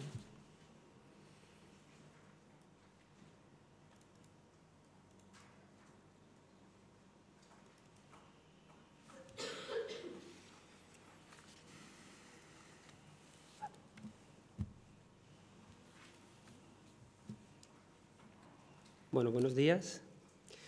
Yo os voy a contar un poquito cómo tratamos el tema del ruido en el Ayuntamiento de Madrid. Yo soy el jefe del servicio de inspección del área de gobierno. Mi servicio está incluido en la Dirección General de Control Ambiental y nosotros pues, hacemos parte del control del ruido en el municipio de Madrid. En un principio os quiero comentar que el tema de la lucha contra el ruido en el Ayuntamiento de Madrid está tocado desde varias perspectivas. En un caso son los emisores fijos, que es lo que trato yo principalmente en mi servicio. Luego está el ruido ambiental, que se encarga otro departamento de ello, el Departamento de Control Acústico, y que también está incluido en nuestra misma dirección general, incluso en la misma subdirección general. Y, por otro lado, el control del ruido también lo ejercen los agentes de policía municipal. Los agentes de policía municipal en cada unidad integral de distrito tienen sonómetros para realizar mediciones a petición ciudadana. Asimismo, tenemos también una unidad de medio ambiente, que es la unidad de medio ambiente de la Policía Municipal, que se encarga también de realizar el control de los niveles sonoros de los emisores fijos. Y por otra parte, en determinados días de la semana, los días en los que las actividades recreativas de ocio son mayores, los jueves, viernes y sábado, también tenemos un grupo específico que salen en los distritos, en las zonas con las que la concentración de locales de ocio es mayor. Bueno, pues eso os quiero contar. Yo me voy a circunscribir más que a la rehabilitación, como habéis estado tratando hasta ahora, a lo que es la ordenanza municipal y, bueno, cuestiones que a lo mejor os puede interesar en cuanto a una rehabilitación de una actividad recreativa y las exigencias que estas actividades tienen conforme a lo establecido en nuestra ordenanza. El Ayuntamiento de Madrid ha sido pionero desde siempre en la lucha contra el ruido y prueba de ello pues es lo que estáis viendo en la diapositiva, que ya en 1968 se promulgó la primera ordenanza sobre medio ambiente. Posteriormente han llegado otras ordenanzas y actualmente la que tenemos en vigor, la OPCAT, que veremos más adelante, se aprobó en el año 2011 y trató de responder a determinadas exigencias normativas, sobre todo la modificación o la implantación de la Ley del Ruido y los reglamentos que la desarrollaron, específicamente el Real Decreto 1367/2007. Y conforme a este Real Decreto, pues se consideró que se tenía que hacer una nueva o renovar la ordenanza y por eso en el 2011 llegamos a hacer esta nueva ordenanza que está en vigor y que hablaremos más adelante. Bueno, pues tampoco voy a entrar en mucha profundidad sobre determinadas cuestiones sobre la normativa que ha sido de aplicación a lo largo de este tiempo en el municipio de Madrid, en la ciudad de Madrid. Pues ya estáis viendo en las diapositivas cómo se han ido aprobando y declarando zonas de acústicamente protegidos en distritos como Chamberí, Chamartín, Salamanca, Vicálvaro, etcétera. El Plan General de Ordenación Urbana del 97 ya también incluía criterios acústicos y asimismo pues tenemos el decreto de la Comunidad de Madrid que, como ya sabéis, se derogó hace un par de años, quiero recordar. Bueno, pues también se crearon unos planes estratégicos de reducción del ruido. Existe otra ordenanza colateral a la ordenanza propiamente de ruido, porque en un principio la ordenanza de ruido estaba incluida en una ordenanza general de protección del medio ambiente urbano, pero posteriormente, debido a la importancia que tenía las cuestiones de ruido, se creyó conveniente tener una ordenanza específica del ruido y se segregó de esta ordenanza general de protección del medio ambiente urbano. En el 2002 se elaboró el mapa acústico de la ciudad de Madrid, que más adelante veremos así pinceladas de cómo está definido, y también se crearon zonas acústicas especiales en centro. Posteriormente vino la Ley de Evaluación Ambiental, en la que se situaba también las actividades como perentorio, realizar una evaluación previa, aunque, por ejemplo, en el caso de las actividades recreativas, que bueno, son las actividades potencialmente más ruidosas que trabajamos nosotros, pues esas se excluyeron de los epígrafes de la Ley de Evaluación Ambiental, quiero recordar, pues hace 3 o 4 años. ¿De acuerdo? Ahora esas no están sometidas a evaluación ambiental previa, si bien sí que están sometidas a evaluación o control de la Administración posterior. Como veis, la ordenanza previa a la actual OPCAT fue la OPACFE, ya establecía también, pues, por ejemplo, criterios sobre aislamientos mínimos que se les exigía. En aquel entonces se llamaron a locales de pública concurrencia, hoy definidas en la nueva ordenanza como actividades recreativas, porque las actividades recreativas sí tienen un catálogo definido por un decreto autonómico y, sin embargo, locales de pública concurrencia pues no encontrábamos una definición normativa. Pues bueno, pues sobre la lucha contra el ruido, pues ya también conocéis un poquito las actividades que se han estado haciendo, las actuaciones que se han estado haciendo en el Ayuntamiento de Madrid. Una de ellas pues, también ha sido el soterramiento de la M30, que al margen de los costes económicos, evidentemente, es una obra de desafectación ambiental clarísima y solo hay que preguntar a los vecinos o darse un paseo por la M30 o lo que es ahora Madrid-Río para darse cuenta que el estado ambiental de esa zona ha mejorado significativamente. En el 2009 se creó también el mapa estratégico de ruido, que también es una exigencia de la ley del ruido, y posteriormente también se limitaron las áreas acústicas que, como veréis también, para vuestro trabajo en rehabilitaciones de locales de actividades recreativas tiene su significación, pero bueno, lo veremos más adelante. En el 2010 se aprobó una zona de protección acústica especial en Aurrera, en lo que eran los bajos de Aurrera, los bajos de Moncloa de toda la vida. Es cierto que ya las condiciones acústicas de esa zona, para los que tenemos cierta edad y conocíamos aquello, ya no es exactamente lo que conocíamos, pero bueno, se creó esta ZPA y la experiencia ha sido bastante positiva. Y lo último, pues al margen de la OPCAT, que vamos a entrar ya más detenidamente en ella, fue la aprobación de la ZPAE de Centro. Se creó una zona de protección acústica especial en todo el distrito de Centro y sobre todo para paliar el ruido provocado en determinadas zonas de este distrito. Ya lo veréis más adelante cómo están definidos los mapas. Bueno, pues como ya os he comentado, la OPCAT se aprobó en marzo de 2011 y respondía sobre todo a las exigencias, pues rehabilitar rehabilitar en este caso no, sino tener en cuenta los criterios o las exigencias que se establecían en el Real Decreto 1367 para adecuarlos a la normativa municipal, aunque el Decreto 78 de la Comunidad Autónoma no sufrió ninguna modificación y fue, pues, al final lo que decidieron en la Comunidad Autónoma fue derogarlo y pensar que, bueno, pues ya estaba regulado en un Real Decreto o en unos reglamentos como son los que veis aquí, el Real Decreto 1513 y el 1367, pues que no era necesario. Además, la cuestión del ruido, en determinadas cuestiones, el órgano competente son los municipios. Bueno, pues aquí veis la normativa en cuestión de contaminación acústica, la directiva, por un lado, siempre cuestiones ambientales, como sabéis.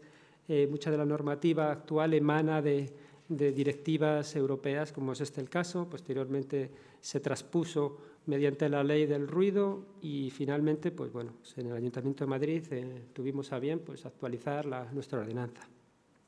Existen otras normativas de aplicación del ruido también de una forma colateral o más que inciden en estas cuestiones, como hemos visto en las charlas anteriores, como es la cuestión del DBHR.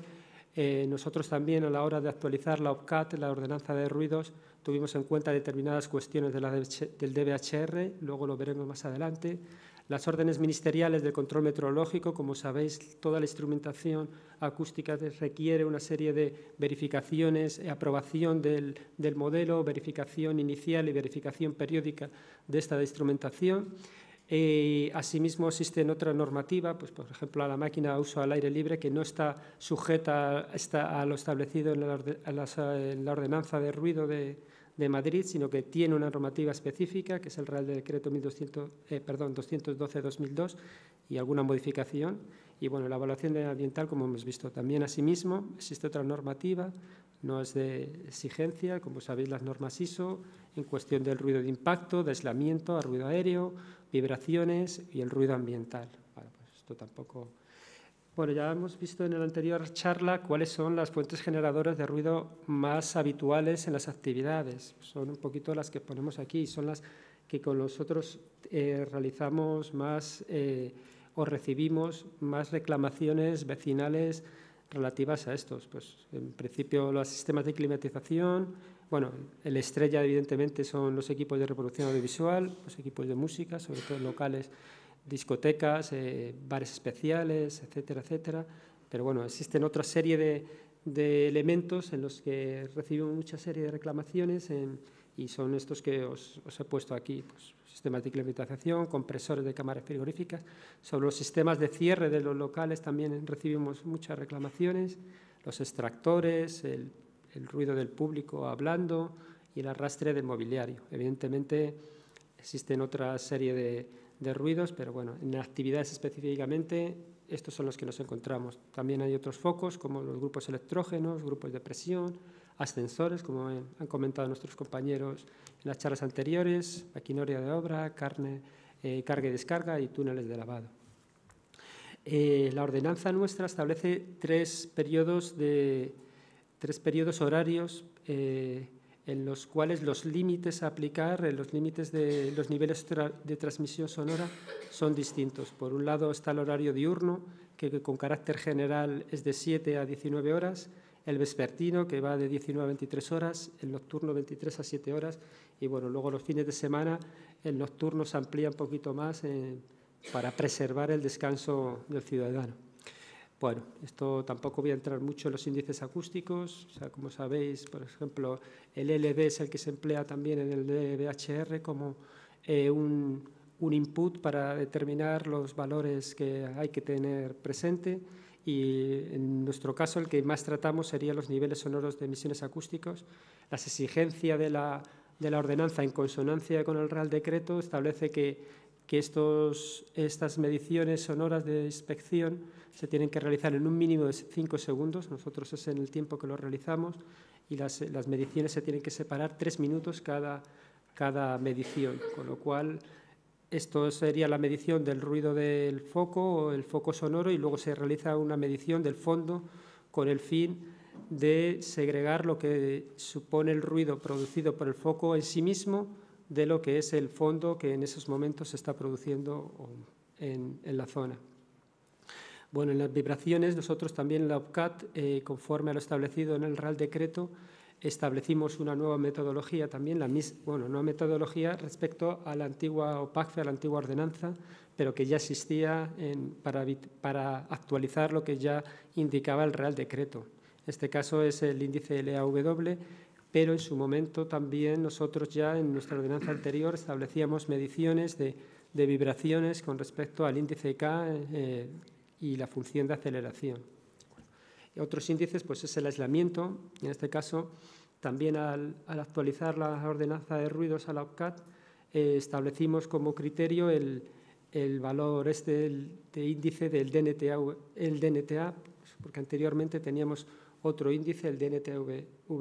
Esto es un poquito en consonancia, no tanto con el Real Decreto, que lo establece el Real Decreto, quiero decir, del Reglamento de Desarrollo de la Ley del Ruido, que no establece ninguna cuestión relativa a los aislamientos, sino con respecto a lo que establece el DBHR.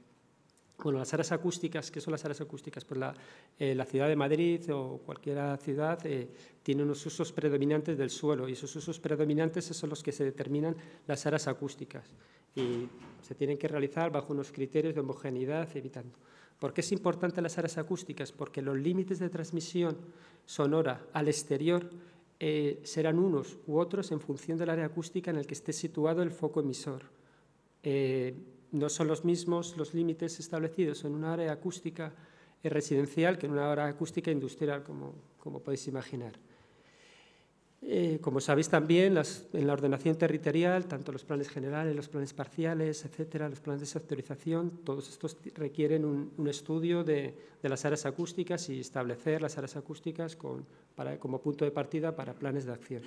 Estas son las áreas acústicas que también nos tuvimos que actualizar a las que establecía el Real Decreto, porque anteriormente la denominación municipal era distinta. Yo creo que la denominación municipal es más intuitiva que la del Real Decreto, pero bueno, es una cuestión ya personal. Es decir, si veis aquí, la denominación municipal va de tipo 1 a tipo séptimo en función de las exigencias. Es decir, es más restrictiva el tipo 1 y la tipo séptimo es más laxa.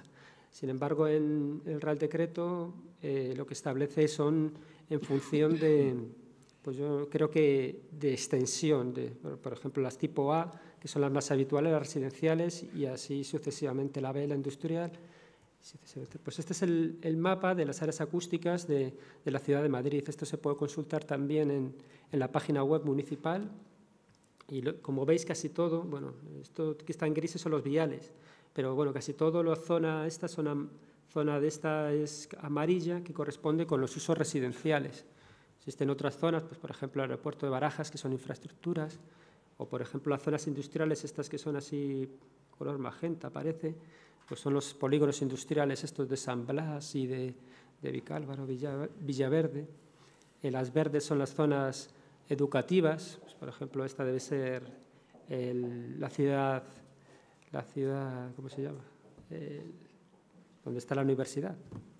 Pues la Universidad Politécnica y la Complutense, ¿no? La ciudad universitaria, no me salía. Y bueno, pues esto, y determinadas otras zonas, pues por ejemplo, son espacios recreativos correspondientes a la Casa de Campo, a Madrid Arena, etc. ¿Vale? Y los mapas de ruidos, por un lado tenemos los mapas de ruidos estratégicos, que lo que hacen es establecer una radiografía de lo que es el ruido en las ciudades, en concreto pues el mapa estratégico de la ciudad de Madrid, referido al ruido del transporte, del transporte rodado, del ruido del tráfico. Y luego existen otros mapas que, aunque no sean estratégicos, sí que son mapas sectoriales que nos sirven a nosotros para evaluar el ruido que se genera en determinadas zonas. Este es el caso, pues, por ejemplo, este mapa de ruido que sirvió de base para la ZPAE de Chamberí, bueno, la de Aurrerá. Aquí, como veis, las zonas rojas son las zonas en las que tienen mayor contaminación acústica. Mapa estratégico del ruido que se está actualizando ahora. Aquí en esta diapositiva tengo el 2006, pero ya se está realizando una actualización como mandato reglamentario también. Y así, pues ya os he comentado las ZPAEs, tanto de la zona centro como la zona de Aurrerá, que han sido las últimas que se han declarado. Todas las ZPAEs que se declaran, o en este caso estas dos, llevan unos planes zonales específicos para mejorar progresivamente los niveles sonoros ambientales. Y este es el mapa de limitación de la ZPAE de centro. Como veis, están aquí las zonas pues más conflictivas que todos conocéis. Las zonas estas rojas son las que tienen una zona de contaminación acústica alta. Esto es la zona de Chueca, esto es Malasaña, estos son las Cavas y esto pues debe ser la zona de Huertas. Bueno, como ya estábamos diciendo, la ordenanza y en este caso también el Real Decreto, el 1367-2007, establece unos límites de transmisión para determinadas instalaciones. En este caso, como veis, pues para las zonas residenciales, las tipo A, los límites son 55 para día y tarde y 45 en horario nocturno. Bueno, el Real Decreto y la ordenanza nuestra también establece que para inspecciones estos se tienen que incrementar en 5 decibelios. ¿Vale? O sea que entonces realmente para una zona residencial los límites de transmisión sonora de cualquier foco emisor en una actividad recreativa, por ejemplo, tendrían que ser 60 y 50 decibelios. En la ordenanza anterior los niveles eran más restrictivos, eran 55 y 45, pero consideramos que había que actualizarse a lo que establecía el Real Decreto. Luego también están unos límites